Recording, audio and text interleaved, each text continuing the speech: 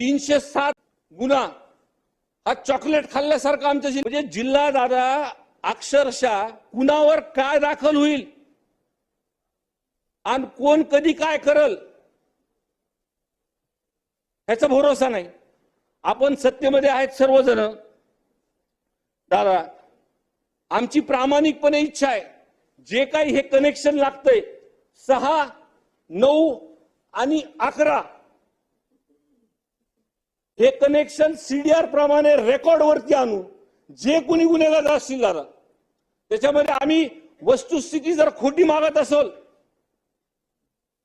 तर तुम्ही आमच्यावरती सुद्धा कारवाई करा, पण ही मागणी ही माझी नाहीये, ही मागणी माझ्या जिल्ह्याची आहे आणि आज ही मागणी पूर्ण महाराष्ट्राची झाली। सुरुवातीला मी सांगितलं होतं की आमच्याकडे इंडस्ट्री नाहीयेत, आता कनेक्टिव्हिटी आल्यामुळं आणि या सरकारमध्ये आमच्या मागण्यांकडे लक्ष दिलं आणि मदत केल्यानंतर जर इंडस्ट्री तिथे एमआयडीसी चांगल्या उभा राहिल्या तर हे सगळे 2 नंबरचे धंदे बंद होतील। माझी प्रामाणिकपणे इच्छा आहे दादा, मी आपल्या नेतृत्वाखाली काम केलेलं आहे दादा। आपण एखादी गोष्टीची ऍक्शन घेतली, एखादी गोष्टी आपली विरुद्ध जर वस्तुस्थिती खरी असली तर आपण ऍक्शन घेतात।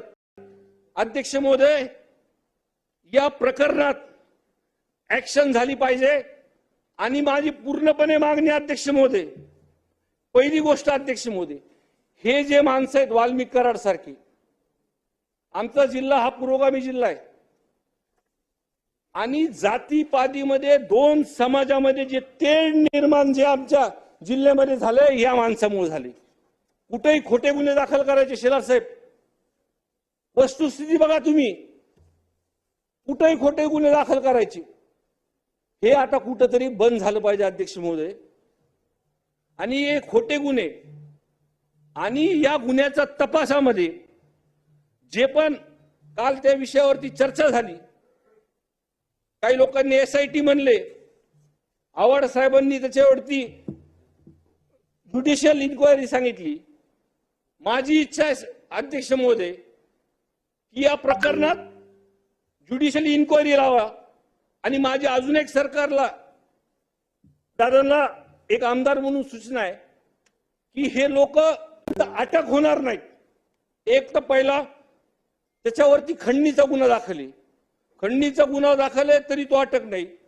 दुसरी माझी मागणी आहे अध्यक्ष महोदय की तो 302 जो झालेला आहे त्या 302 मध्ये मेन मास्टर माइंड हा माणूस आहे, म्हणून 302 मध्ये कट कारस्थान म्हणून ह्याचं नाव 302 मध्ये आलं पाहिजे। ह्याला अटक अधिवेशन संपल्याच्या आधी झाली पाहिजे, कारण का अध्यक्ष महोदय हे लोक केस तोडण्यामध्ये बाकीच्या काय गोष्टी करण्यामध्ये हे लोक माहिर आहेत। सरपंच अध्यक्ष महोदय, खरी परिस्थिती त्या गावात गेल्यानंतर दादा मी बघितली, मी पहिला आमदार म्हणून त्या गावामध्ये गेलो होतो,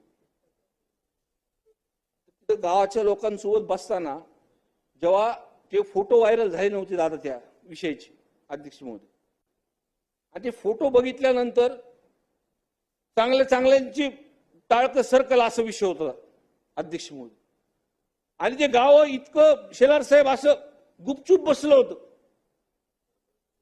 म्हणजे एकीकडे भीती होती आणि एकीकडे मनात रोष होता त्यांच्या।